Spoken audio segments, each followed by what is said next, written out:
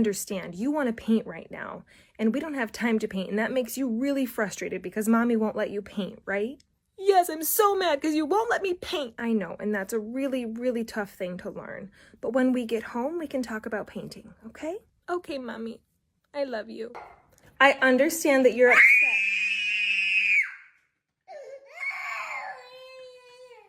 This is so relatable. I think it's also a good time to revisit some parenting styles, including gentle parenting. Gentle parenting has actually really good intentions. It focuses on empathy, respect, and connection. It says, I see you, I get you, but it's often misunderstood and many times misused. Gentle parenting actually falls under the broader umbrella of authoritative parenting, which is the gold standard backed by decades of developmental research.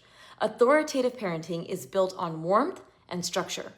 Authoritative parents are nurturing and responsive. They listen and validate feelings, but they are also clear and consistent on boundaries. They set firm limits and follow through. They guide and don't control. It's the parent who says, I know you're upset that screen time is over, but it's time for bed.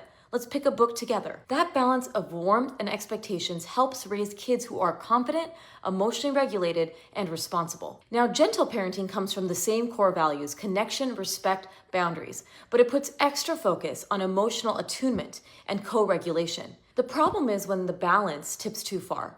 Here's where gentle parenting often goes sideways. It can slip into permissive territory, all empathy, no follow through, and people don't apply it correctly. Parents can often over-validate, naming every emotion but never correcting the behavior or redirecting them, which is also very beneficial. You don't have to sit in feelings with them forever. And a big mistake that parents often make, trying to talk through a meltdown while your child is in fight or flight. When they're screaming, they can't process logic and they can't also process a lot of validation. You might as well be reading poetry to a blender. And here's the thing, when we over-validate without guiding the next step, we can unintentionally keep kids stuck in the emotion instead of helping them move through it. Our job isn't just to make them feel seen, it's to help them learn what to do next. Connection is comforting, but correction is what builds coping skills. If we stay in I see you, I get you, without redirecting, we risk teaching kids that their emotions control the room, instead of showing them that emotions can be felt and then managed. That's where you come in. Validation opens the door, but direction and redirection helps them walk through it. So what would authoritative parenting look like in these moments?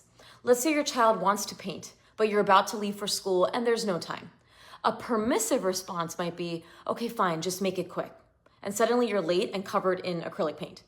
A gentle but overextended one might sound like, I know painting makes you happy. You love to create and you're disappointed. I understand. While your child is still yelling. When done right, gentle parenting absolutely includes limits. The problem is that many people are not showing the follow-through and are relying heavily on the validation and connection. I would argue that the restating of the boundary and the follow-through are even more important here. An authoritative response is quick connection, restate the boundary, and redirect. I know you really want to paint. That's a fun idea. We can't do it right now because we're heading out, but we're going to set up the paints after school. Then you stop talking and help them through the next steps. Shoes, backpack, door. You acknowledge, but you also move forward. It's empathy and direction, warmth and follow through. And sometimes warmth looks like stopping the explaining, holding the line, and letting your calm be the anchor. If you want to understand why authoritative parenting is still the gold standard and how it's different from authoritarian or permissive styles, watch my video on my YouTube channel. And while you're there, subscribe for more parenting guidance that actually works. See below for more.